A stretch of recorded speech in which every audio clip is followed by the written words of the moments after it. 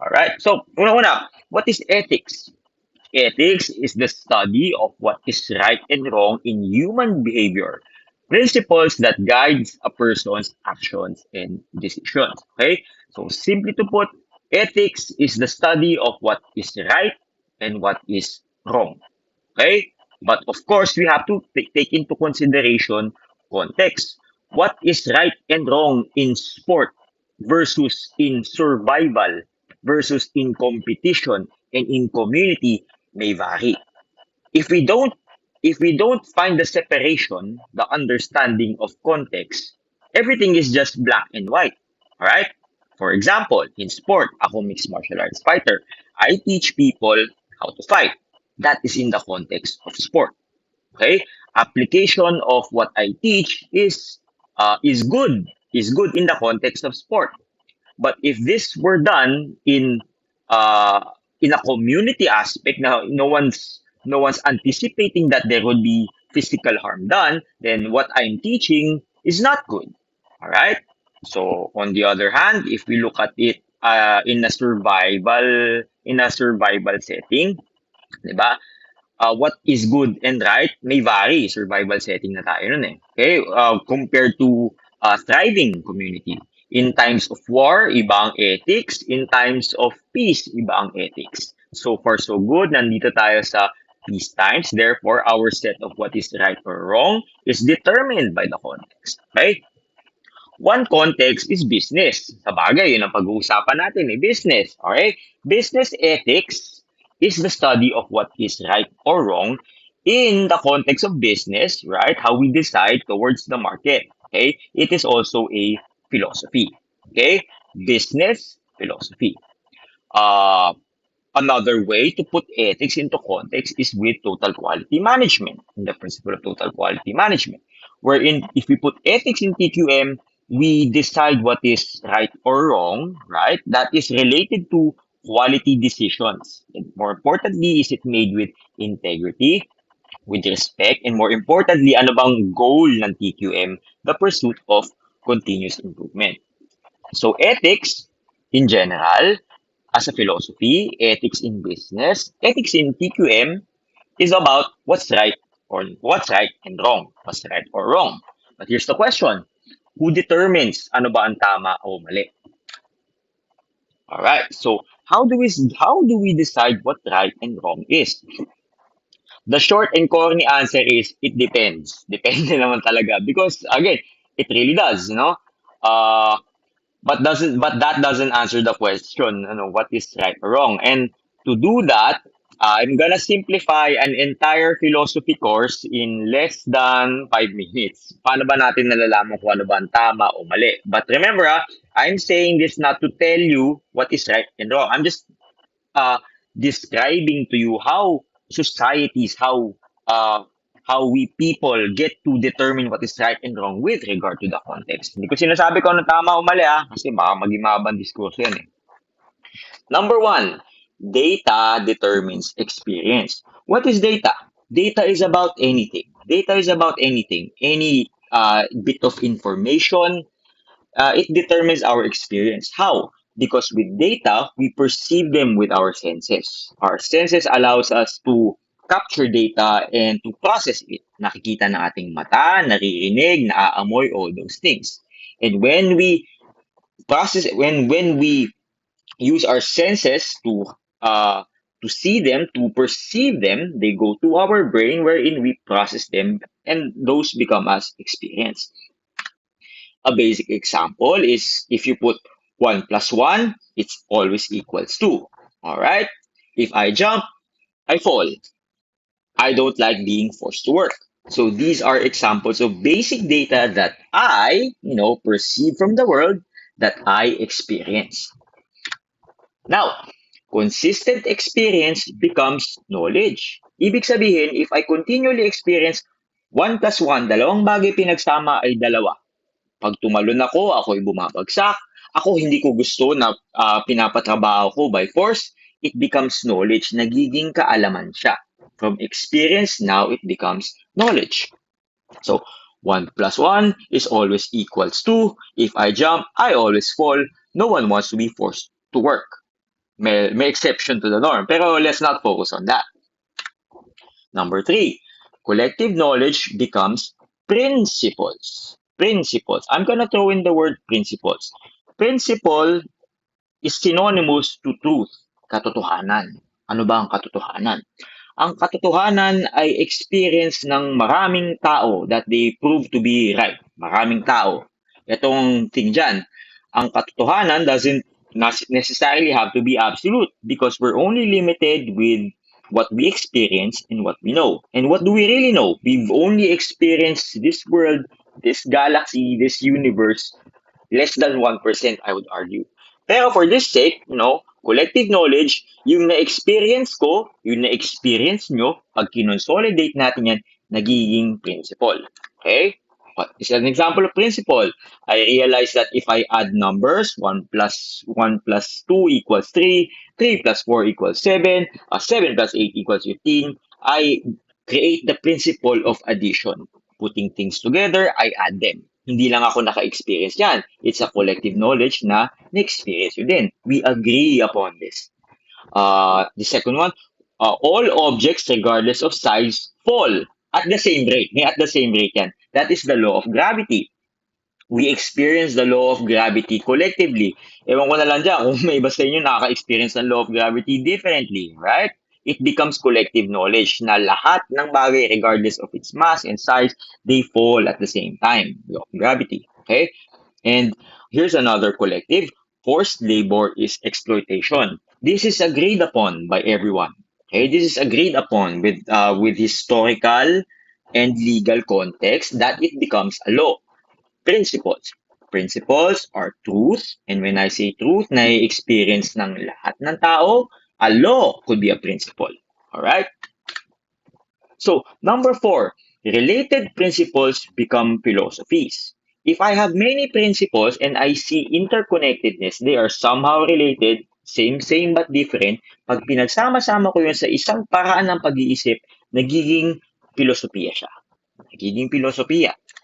For example, in relation to numbers, kunyari, I add, na-realize ko it's somehow related to subtraction, to multiplication. It's under the umbrella of mathematics. Hence, we create mathematics, the philosophy, the logic philosophy. Logic philosophy, again, in mathematics, yun na nga, kasama itong mga principles na to, addition, subtraction, multiplication. If I realize that falling objects met with wind resistance and aerodynamics, they can fly, right? So I took one principle, which is the law of gravity, and then I took another principle, which is wind resistance, another principle, which is aerodynamics.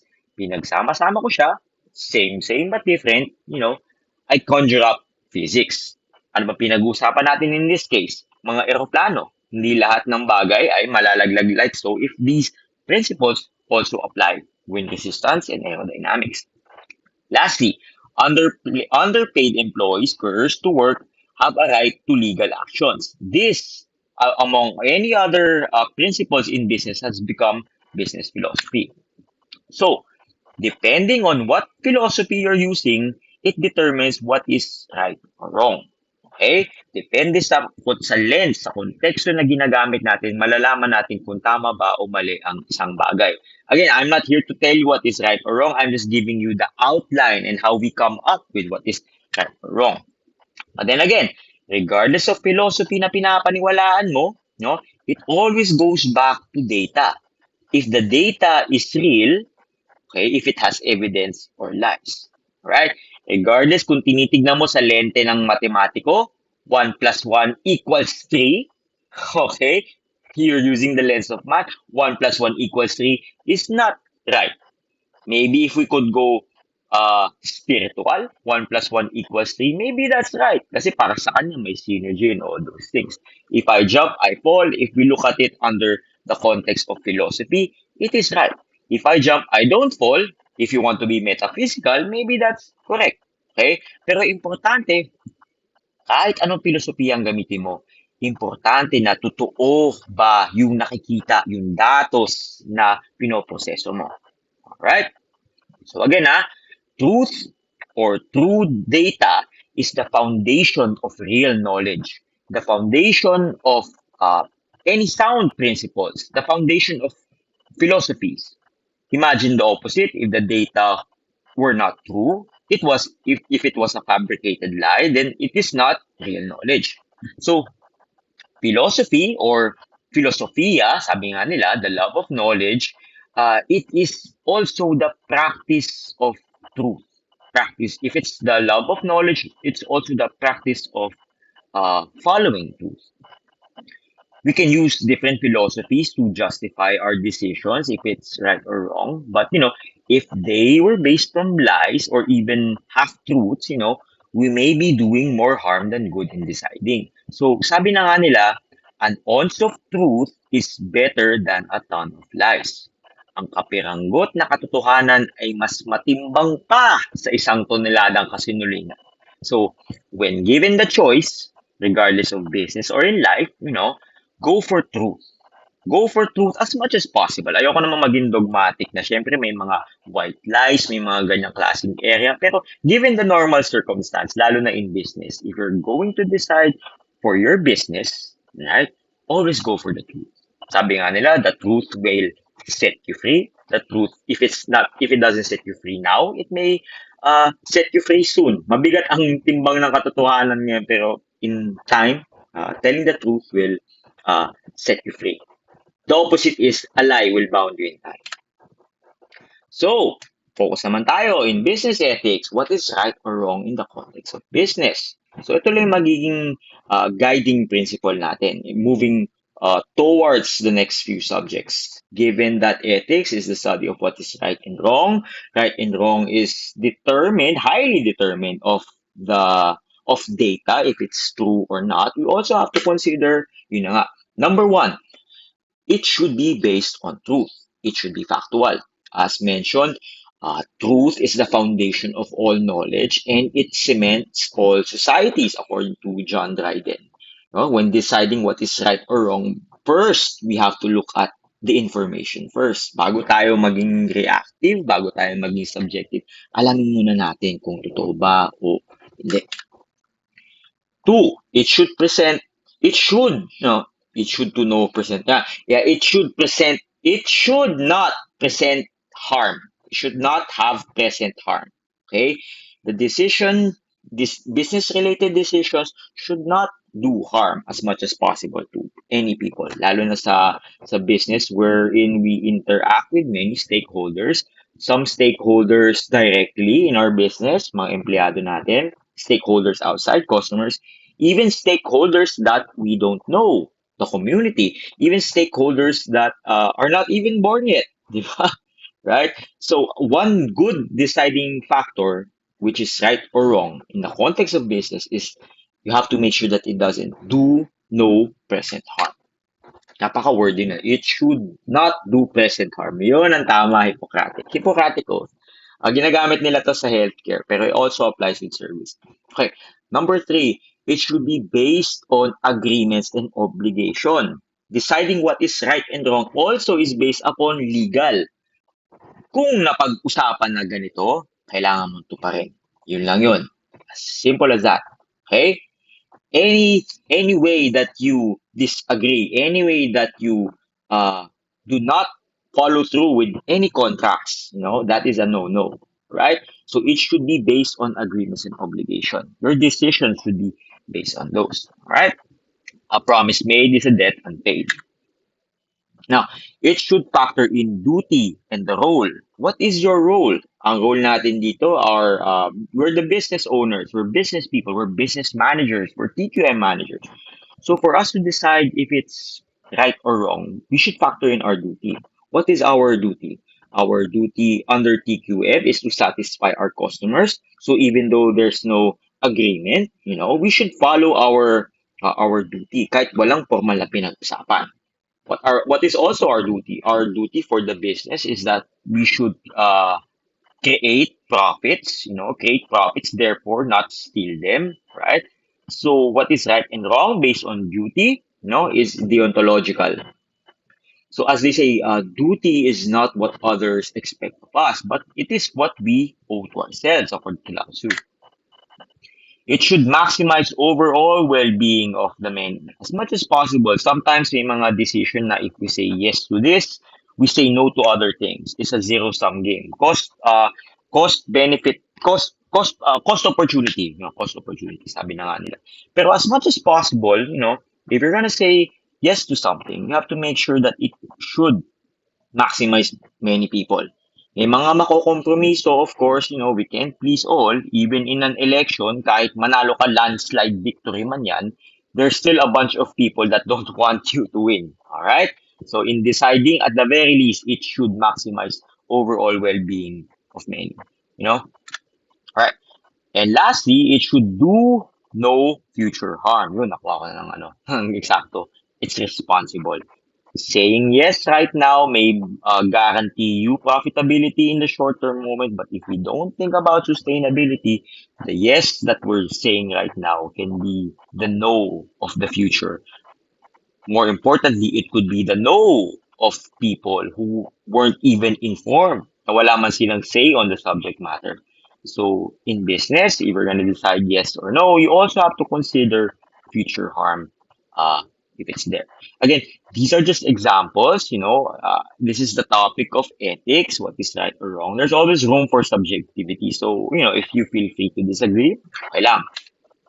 Now we apply ethics in TQM, right? We have an understanding how right and wrong is determined in business. Let's take these guidelines and apply them to principle in business philosophy, particularly in TQM. If we apply ethics in TQM, we have an ethical foundation. Okay? Total quality management is grounded in ethical principles, ensuring that all quality improvement efforts are conducted with honesty, fairness, and respect for all stakeholders. Right? So if we focus on uh, +1 on customer satisfaction, we also focus on +1 in business. Right? Do no harm, as they say. The right choice for a business must mean a +1 for the customers and also a +1 for the business. The opposite is that if there's a +1 for customer satisfaction, may minus ba sa ating business? If we're made to decide on that, now we really have to challenge our ethics. We really have to challenge our options. You know, it's very important kasi as much as possible, we want to make this a win-win game. Okay, another one, deciding what is right and wrong in TQM, is to guide us if we're treating people fairly. Because TQM promotes ethical treatment of employees, kasi employees are internal stakeholders, not only employees, but also customers and suppliers, ensuring that all parties are treated equitably and their rights and contributions are respected. So yun na nga. So for example, if we're gonna decide a +10 in operation, improve in operation, we also have to factor in the other segments of our business.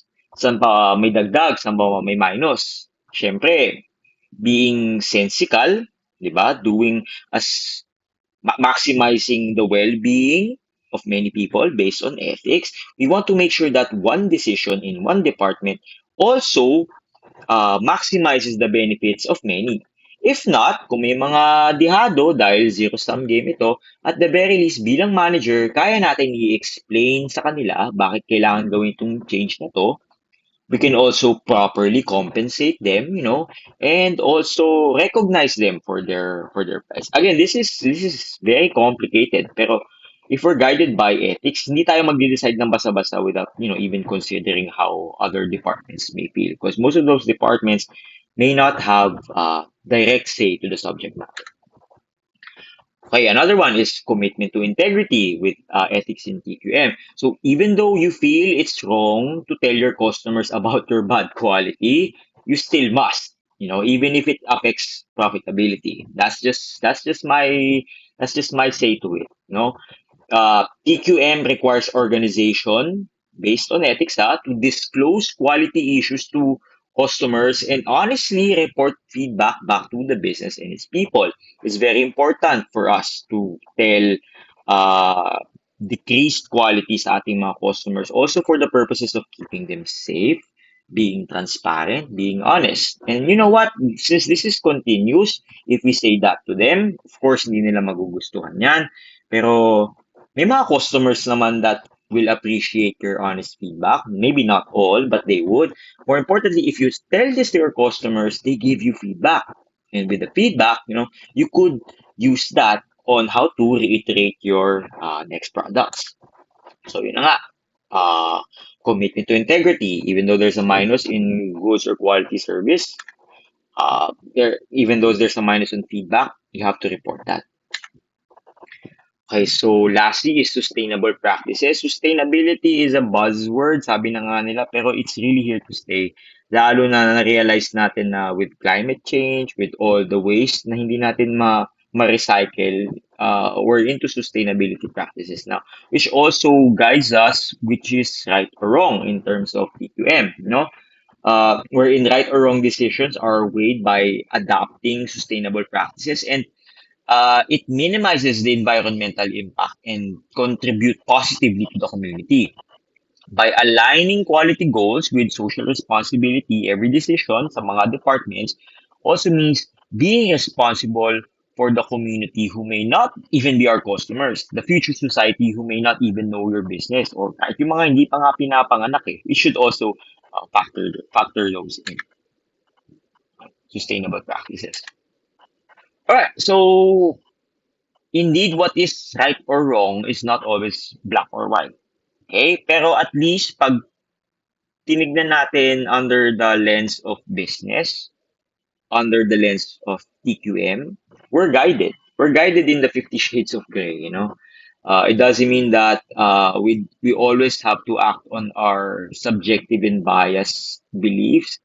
Since this is a business class, we should be very objective. And following these guidelines allows you to be objective. Okay? The scope and limitation of tonight's discussion is ethics within business, particularly in TQM. So we do not discuss ethics pagdating sa mga ibang filosofiya. Okay? uh, the management of quality by influencing the parts of the business affecting the whole and as the total. We decide what is right and wrong based on this. It should be number one, it should be based on truth. Okay, if you say yes or no to a lie, that could be very detrimental, not just now but also for the future. Okay, it should do no harm, it should do no present harm. More importantly, it should be based on agreements. If you say that you will do this, you should do this, right? It should factor in your duty because sometimes some people may not know, okay, may not know ano yung mga limitations nila, but being a responsible person who holds duty as a provider will know what is best for the customer, even though the customer may think otherwise. Okay? Uh, it should maximize the overall well-being of many, since this is a zero-sum game, as much as possible, maximizing their benefits, and it should do no future harm.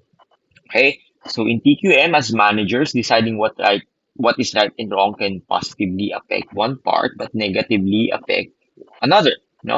But if we were guided by this can be our North Star. And moving on sa mga magiging presentation natin, and siguro para sa inyo na rin bilang mga estudyante, kung hindi man sa konteksto ng negosyo, sana makatulong ito paano mag-decide kung ano ba ang tama o mali. Ano ba ang sasabihan mo ng yes or no. Again, a lot of room for being subjective, and I'm not in the position to tell you what to do in life. But at least by being guided, we create more net positive impact in this world. And also, dahil nandito ka na rin sa kurso na ito, you're doing business, might as well make this a vehicle that improves our lives, the lives of the people aboard it, and the lives of the environment as well.